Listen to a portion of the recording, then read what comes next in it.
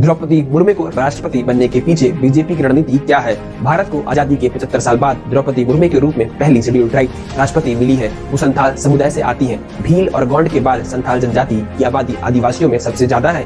2011 की जनगणना के मुताबिक भारत में 8.5% से ज्यादा आबादी आदिवासियों की है। मिजोरम, नागालैंड, मेघालय, अरुणाचल प्रदेश में राज्य की जनसंख्या में इनकी हिस्सेदारी 40% से ज्यादा है।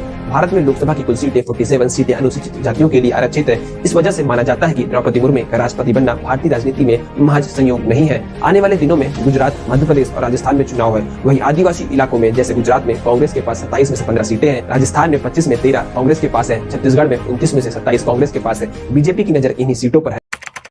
कौन है ऋषि सुनक? ब्रिटेन के ज्यादातर वोटर का क्या मानना है? ऋषि सुनक इंफोसिस के चेयरमैन रह चुके नारायण मूर्ति के दामाद हैं। वो यॉर्कशायर के रिचमंड से सांसद हैं। ऋषि सुनक वित्त मंत्री बनने से पहले राजकोष के चीफ सेक्रेटरी रह चुके हैं। ब्रिटेन में रूलिंग कंजर्वेटिव पार्टी के समर्थक मतदाताओं में से लगभग आधे का मानना है कि ऋषि सुनक एक अच्छे प्रधानमंत्री होंगे। ओपिनियन पोल में ऋषि सुनक को पीएम की रेस में सबसे आगे बताया गया। मौजूदा समय में केयर टेकर प्रधानमंत्री बोरिस जॉनसन कंजर्वेटिव पार्टी का रिप्रेजेंटेशन कर रहे हैं। हाल ही में जॉनसन ने अपनी पार्टी के नेताओं से कहा था कि आप चाहें तो किसी का भी समर्थन करें, लेकिन ऋषि सुनक का ना करें। पहला सर्वे है जिसमें प्रधानमंत्री पद की दौड़ में विदेश मंत्री को दूसरे स्थान पर रखा गया है।